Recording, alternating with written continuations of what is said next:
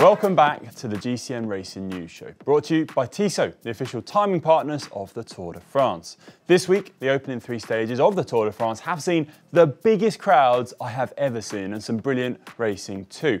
I'll be going over 5 things we learnt from last weekend, and I'll also be looking back at the opening 3 stage of the Giro Donne, where Marianne Vos has underlined her status as the GOAT.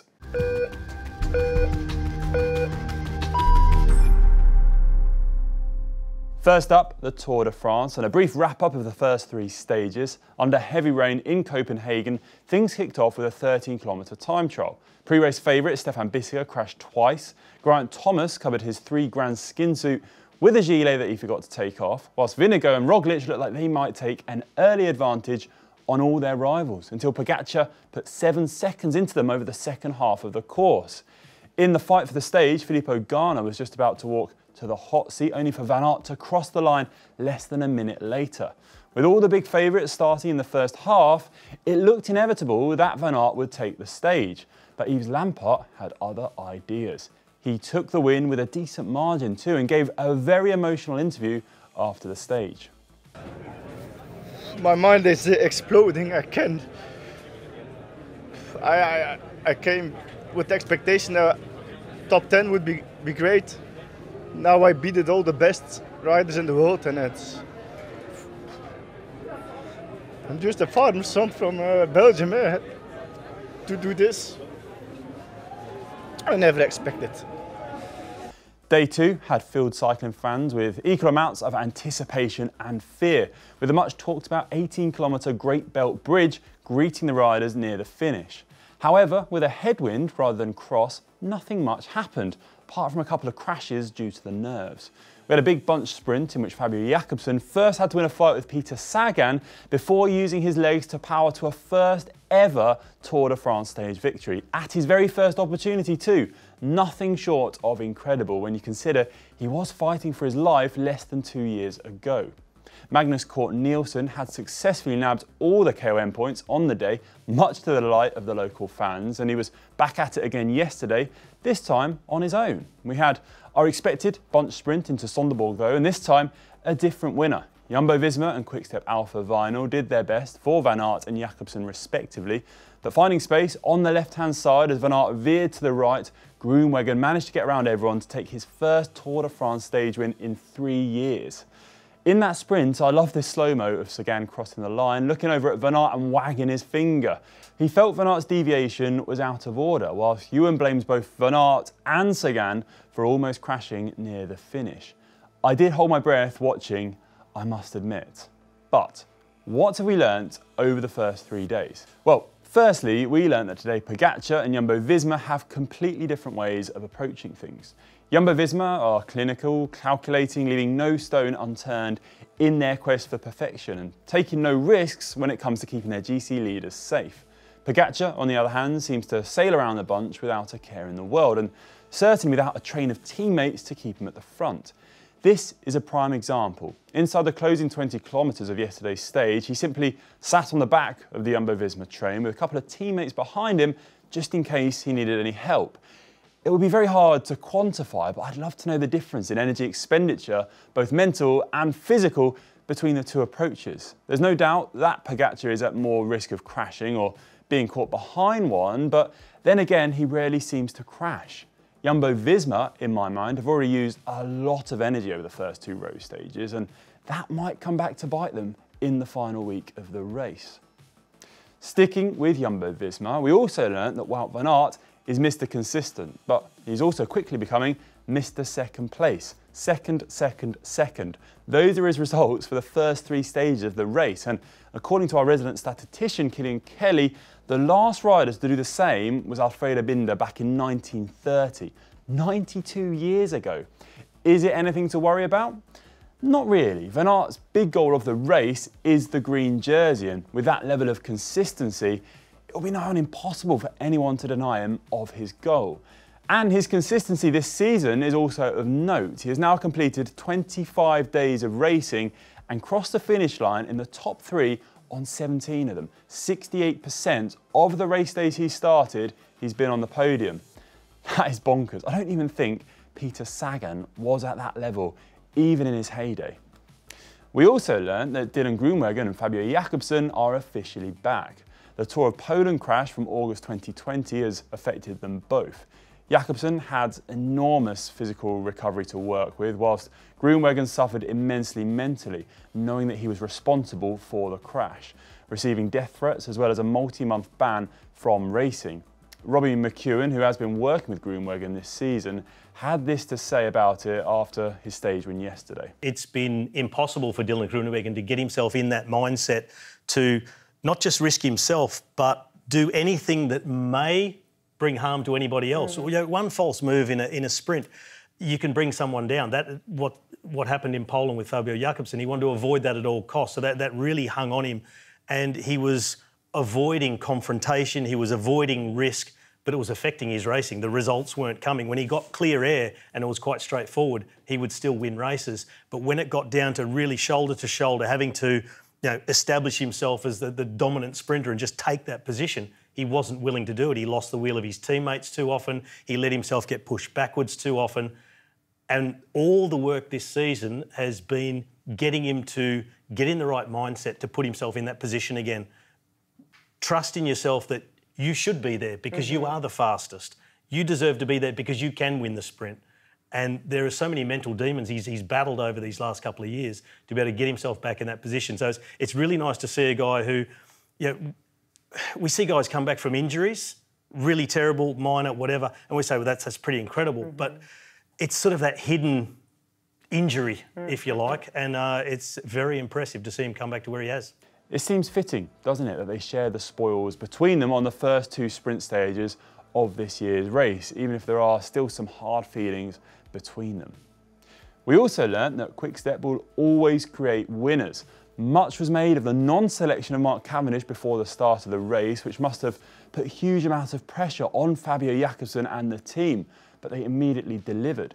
2 wins from the first 2 stages. There's really not a better way to answer your critics. And it's really interesting to look at their record at the Tour de France over the last few years. Last week, Dan looked at the sprinters who moved on from the team and how comparatively they had very little success. This week, let's take a look at how many sprint stages they have won over the last few years of the Tour de France and who with. So far in 2022, they've won a stage with Fabio Jacobson. Last year, they won 4 and the green jersey with Mark Cavendish. In 2020, Sam Bennett took 2 stages and the green jersey. Viviani took 1 in 2019, Gaviria 2 in 2018, and Marcel Kittel 5 stage wins in 2017. They haven't brought the same lead sprinter for 2 consecutive years since 2017, which was the 2nd year in a row they took Kittel to the Tour. The opening 3 days may not have had quite the drama we had been expecting, but the good thing about that is that all of the GC favourites are still in the game. Nobody has been forced to take an early flight home. Before we move on, can we just take a moment to applaud the millions of spectators who took to the roadside over these last 3 days in Denmark. There was a lot of talk about how much they would embrace the Tour de France coming to town, but I don't think any of us expected the sheer volume of fans who would pack the course. We definitely learnt that Denmark loves cycling these last few days. So, these are the various standings after 3 days of racing. Wout van Aert with his 3 second places and now leads the general classification by 7 seconds over Yves Lampaert. Pogačar looms ominously in 3rd, having got to this point unscathed and having seemingly used very little energy compared to some of his rivals. Mads Pedersen's hopes of going into yellow in Denmark didn't materialise, but he's in 4th and still has a chance of fulfilling the yellow part of that dream over the next few days. But so too does Mathieu van der Poel, who sits 5th at 20 seconds. Just behind him are Vingegaard and Roglic, who will be pretty satisfied with how things have gone so far. Then it's Yates, Kuhn and Pidcock with Geraint Thomas just outside the top 10 in 12th place. Van Aert's first attempt at going for green has got off to a good start. His consistency means he's going into the travel day with a 17-point advantage over Jacobson, who in turn is 30 points ahead of Greenwagen. Pogačar leads the young riders classification and, barring accident, is likely to lead that for the next 3 weeks, whilst Magnus Cort Nielsen remains the only rider to have any KOM points thus far. And finally, Jumbo-Visma leads the team classification 21 seconds ahead of Ineos and 37 ahead of Trek Segafredo. On to the Giro Donne now, which kicked off with a short 4.7-kilometre prologue last Thursday. Team Bike Exchange have been brilliant against the clock this year, and that was no different on this occasion. Australian Georgia Baker set the early benchmark with a time of 5 minutes and 50 seconds, and it would take a long time for her to be bettered. Van Vleuten couldn't manage it, nor could the Trek Segafredo pairing of Elisa Balsamo and Elisa Longo Borghini. The one person who was able to go quicker was Baker's teammate, Christian Faulkner. She averaged just under 49 kilometres an hour over the course to take the win by 4 seconds. She's become a real demon of time trialling this season, convincingly winning the two that she's competed in.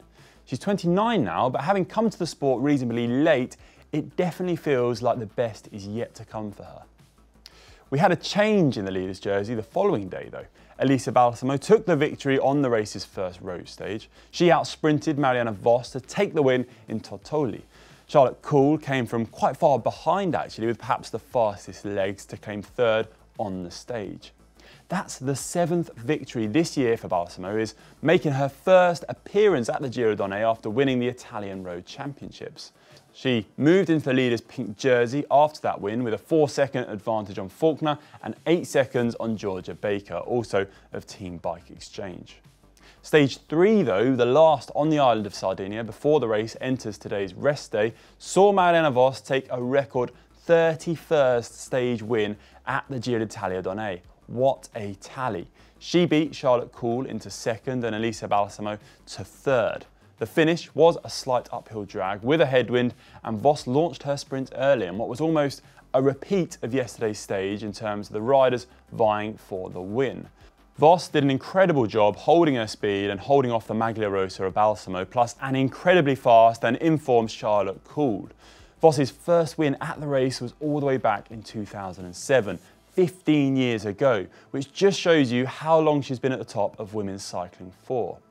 7 stages remain at the Giro. You can catch the action on GCN+. Remember, territory restrictions apply. Friday's Stage 7 summit finish to Paso Maniva, arguably the main one to look out for, which will play a serious role in deciding the GC.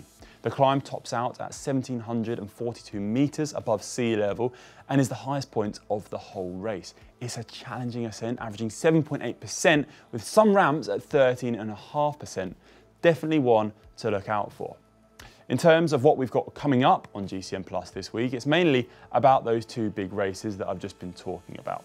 The Tour de France resumes tomorrow with Stage 4 from Dunkirk to Calais, which is the start of a brilliant looking week that includes the cobbles of Paris-Roubaix on Wednesday, a punchy finish on Thursday to Longhi, which has Van der Poel's name all over it, the first summit finish of the race on Friday to La Superplanche to Belfi, and then another couple of tough days at the weekend. You can catch every minute of every stage on GCN+ if you're in Europe or the Asia Pacific, excluding China, Japan, New Zealand and Australia. The Giro Donne resumes today for Stage 4, which is a hilly but not mountainous stage, with the more decisive stages coming later in the week. You can watch that live on GCN+ in all territories with commentary from Martin McDonald and Danny Rowe. Annemiek van Vleuten remains the top favourite, but it will be interesting to see how hard she's pushed or if someone is able to beat her. Beyond the racing, we'll also have the world of cycling out for you later today, possibly even before this racing news show has come out. The guests this week are me and William Fotheringham, and we'll be looking back in more detail about the opening few stages of the Tour and the Giro Donne, as well as what's to come. We've also got a documentary coming out this week about the legendary team Mapei. Oscar Ferrer and Angelo Taffi are amongst the contributors, and we've also got Brian Smith and William Fotheringham to give their opinions on what made the team great and ultimately what led to its demise. Here's a sneak preview of that one. If you were a man like Dr. Squincy who felt that you'd tried to turn the tide of the sport, you would look at it and just go, what am I doing here? There was a lot of tension between Mapei and the other teams. Join me in charting the rise and fall of the Mapei cycling empire. In other news, Amy Peters, who was put in an induced coma after a training crash in Spain late last year, is now at home. She still has a long way to go in her recovery, but after such little news for such a long period of time, it's great to see that she's taken steps in the right direction. We're still thinking of you, Amy. Stay strong. Israel Premier Tech unveiled a new Field of Dreams kit for this year's tour. The aim of the design is to raise awareness for a 16-acre bike centre in Rwanda with a pump track, racing circuit and cycling academy that will benefit the 120,000 students in the local region. The team are looking for the wider cycling community to donate to help the project, the link for which you can find in the description below. All donations from the public will be matched by the team too. Alejandro Valverde was unfortunately involved in a hit-and-run incident whilst out training with his friends in the Spanish region of Murcia over the weekend. It appears that a driver close past the group, then after the riders remonstrated with the car, the driver then stopped and reversed into Valverde and two teammates before driving off. The 42-year-old Spaniard had to be hospitalised for 24 hours, but luckily escaped major injuries. A 69-year-old man has been arrested for the incident after turning himself in. Annemiek van Vleuten has announced that she will retire at the end of the 2023 season after extending her contract with Movistar for one more year. In a statement, the 39-year-old Dutchwoman said that her wish was to retire on top of her game, hence why she decided not to aim to continue for a further year and stop after the Paris Olympics, like many believed she would. A pro since 2008, the Dutchwoman has been a legend of women's cycling and will be sorely missed. It's easier to list what she hasn't won rather than what she has, but some of her highlights include 2 wins at Liège, 2 wins in Strada, 2 wins in Flanders, 2 World Champs TT victories and a World Champion crown on the road back in 2019. You can catch her racing currently too over at the Giro Donne, followed by the Tour de France Femmes avec Zwift starting on the 24th. Imagine being on your way to a family holiday to Legoland of all places, then getting called up to ride the Tour de France. I'm not sure which one would be more tiring though, in all honesty. That is exactly what happened to Edvald Boasson after he got a very late call up to the Tour last Sunday. Bags repacked, holiday cancelled and Boasson is back at the Tour de France. His words on the last minute call up: "We'll go to Legoland another time." The Tour rumbles on, of course, this week, not visiting Legoland, but cobbles and a summit finish to La Planche de Belfi is on the card, so be sure to catch all the action over on GCN Plus if you can. That's about all we have time for on the Racing News Show, thanks to Tissot. I'll be back next week to update you on everything that's been happening in the world of professional cycling. Thanks for watching.